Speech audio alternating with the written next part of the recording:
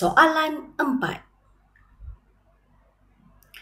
Alright, the point R lies on the curve y equal in bracket 3 minus 4x cubed. Alright, find the gradient of tangent to the curve at point R. Okay, how to find the gradient of tangent? For your information, okay, kalau kita dah ada equation of the curve, okay, bila kita, okay, ini curve kita, okay, bila kita ada satu straight line, okay, touch one point on the curve, okay, kita panggil dia equation ataupun straight line tangent. Okay, R ni kita panggil contact point. Okay, kat sini. Maksudnya daripada ayat ni, cikgu keluarkan dalam bentuk diagram. Alright, so gradient mesti kita integrate equation of the curve. Okay, when you integrate dy dx, okay, hati-hati ya, macam mana kita nak integrate, ada power 3 dekat luar bracket ni. Okay, 3 ni pergi kat depan, power kurang 1, kurang 1, and then kita differentiate in bracket.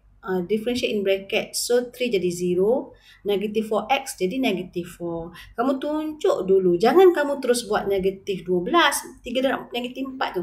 Pastikan tunjuk satu persatu. Jadi apakah hasilnya?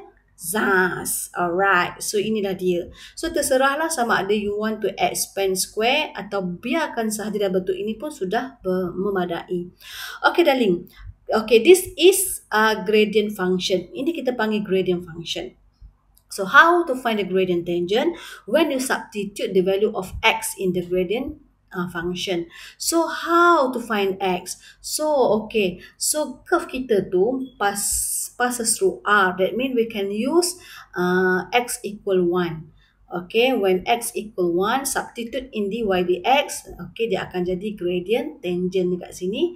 Okay, masukkan, pastikan bracket ada.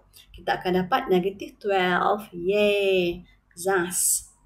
Okay, untuk B, alright, ini cikgu dah pindahkan gambar rajah tadi. Kita dah tahu this is curve, this is gradient of tangent. Okay, find the equation of normal to the curve at point R. Okay, what the relation between the equation of tangent and normal? Okay, the purple one is okay, line of normal. Line of normal and tangent are perpendicular line between each other. Okay, kalau perpendicular line, that mean apa yang kita perlu fikirkan? Apa? Cuba fikir.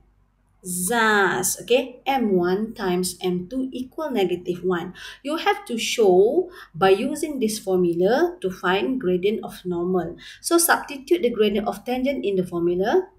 Alright, and then, okay, we already get the gradient of normal. 1 over 12.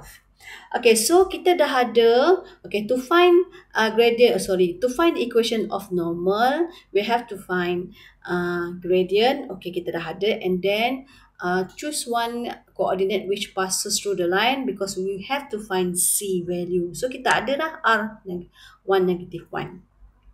So by using y equal mx plus c, alright, substitute your x value, your gradient, and then this is y value, gradient, and x. Alright, and then seperti yang cikgu selalu ajar, pastikan kita kumpulkan dulu all the numbers to the right hand side or the left hand side. Cikgu bawa to the left hand side. Alright, so kita dah ada c equal negative 13 over 2. So kita dah ada C, kita dah ada M, so kita dah dapat equation of normal by substitute the value of M and C. Selesai. Zas.